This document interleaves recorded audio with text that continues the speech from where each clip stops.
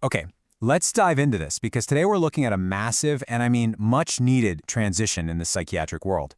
We're talking about the monumental shift from the old diagnostic manual, the ICD-10, to the brand new ICD-11. Think of it like a complete top-to-bottom system update for psychiatry. It is literally going to alter how we understand, categorize, and treat mental health on a global scale.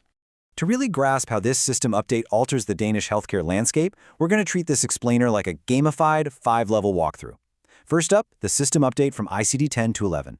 Then, capturing complex trauma, followed by the new toolkit from the National Board of Social Services. After that, we'll look at research versus Danish practice, and we'll wrap up with the future of treatment in psychiatry. Let's move to Level 1, the system update, and see how this builds. This is all about upgrading the software. Now, to accommodate this new manual, Danish health authorities, places like Socialstyrelsen and Sundhedsdatastyrelsen, basically have to rewrite their base code. They're updating their entire software infrastructure. And if you're wondering why this massive undertaking is even happening, well, you just have to look at the contrast. The old system, the ICD-10, it's basically an old black and white Game Boy. I mean, sure, it was completely revolutionary decades ago when it launched, but today, it just lacks the processing power for modern psychology. It's incredibly rigid, dry, and super limited in its categories. The complex human mind just doesn't fit onto an outdated 8-bit screen anymore. But the ICD-11? That's our expansive, colorful, next-level software. It gives us that high-definition nuance our clinical landscape is absolutely desperate for right now. And this software overhaul is absolutely crucial. Why? Because for years, these incredibly nuanced conditions literally had nowhere to live in the system. They were basically missing from our clinical Pokedex. Think about it.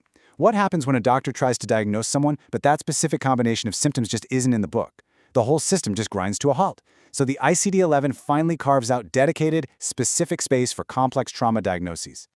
All right, let's transition to Level 2, capturing complex trauma, with our new Ultra Ball. In this stage, we're looking at specific, highly nuanced diagnoses that historically just slipped right past healthcare professionals. And it wasn't for lack of trying. The diagnostic tools just weren't strong enough to catch them. Take conditions like ARFID, which is a specific feeding and eating disorder, or complex PTSD. In the old Danish system, trying to capture these symptoms was an incredibly frustrating experience because the diagnostic boxes were just way too square. The symptoms are highly complex and layered, so patients would easily slip out of the tall grass, you know? They were getting misdiagnosed or completely missed by the exact people who were desperately trying to help them. So the crucial point is, this isn't just some abstract clinical theory we're talking about. Speaking directly from personal experience with ARFID and trauma, trying to navigate a system that literally did not have a box for you, it was exhausting. It leaves you feeling completely invisible. And that is the real human cost of an outdated diagnostic manual. When the categories are too rigid, real people fall through the cracks. The emotional toll of being told your specific struggles don't technically exist in the system is just massive. And that is exactly why the ICD-11 is a real game changer. It acts as this highly effective Ultra Ball. Instead of forcing patients into clumsy boxes that don't fit, clinicians finally have the precision they need to accurately capture and categorize these complex realities. It's a huge leap forward in diagnostic accuracy. It brings immediate validation to the patient, finally giving their struggle a proper name and a dedicated place in the medical world. Moving on, we level up to Section 3, the new toolkit, where theory meets reality. So, how does the Danish system actually react to these newly defined, rare clinical profiles? Well, when the diagnostic Pokedex updates, it completely alters the foundational rights of the patient. The National Board of Social Services uses this new toolkit to dictate patient rights across Denmark. We're talking about fundamentally changing who gets the right to support, who gets access to highly specialized treatment offers, and who actually qualifies for tailored rehabilitation. Think about it. If a diagnosis doesn't exist in the system, you can't get specialized funding for it. It really is that simple. But now that these complex trauma diagnoses are officially on the books, entirely new doors open for targeted funding and specialized care. And this brilliantly illustrates the exact intersection where abstract clinical theory crashes right into concrete reality. The words printed in a diagnostic manual aren't just medical jargon, right? They're the literal keys to unlocking actual support, therapy, and vital resources. For vulnerable groups, these new classifications are what they desperately need to not just survive, but actually thrive within the healthcare system. Let's move into Level 4 now, research versus Danish practice, or as we like to call it, Professor Oak in a white coat. Okay, here's where we hit a very real, highly frustrating challenge, the implementation lag.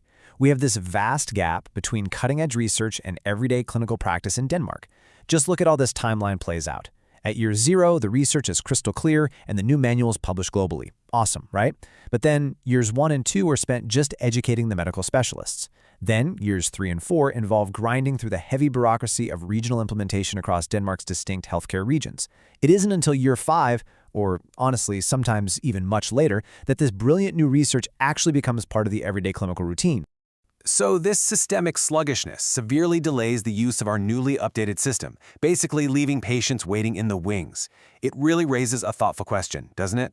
How can we bridge this gap faster? How do we ensure that when the software updates globally, our local, regional hardware doesn't take half a decade to catch up? It's something the entire healthcare structure needs to reflect on, because streamlining this process is the only way to better serve the patients who need this updated care today. Which brings us to the final stage, Level 5. The future of treatment in psychiatry, the Poke Center and Nurse Joy.